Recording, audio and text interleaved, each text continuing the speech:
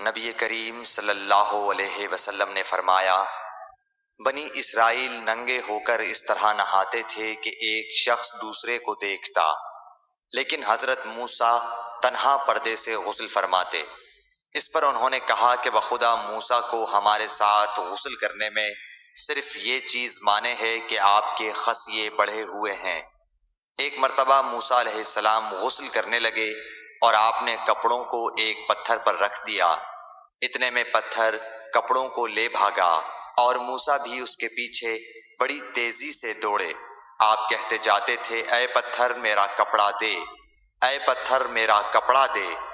اس عرصے میں بنی اسرائیل نے موسیٰ علیہ السلام کو ننگا دیکھ لیا اور کہنے لگے کہ بخدا موسیٰ کو کوئی بیماری نہیں، اور موسیٰ علیہ السلام نے کپڑا لیا اور پتھر کو مارنے لگے۔ ابو ہریرہ رضی اللہ تعالیٰ عنہ نے کہا کہ بخدا اس پتھر پر 6 یا 7 مار کے نشان باقی ہیں۔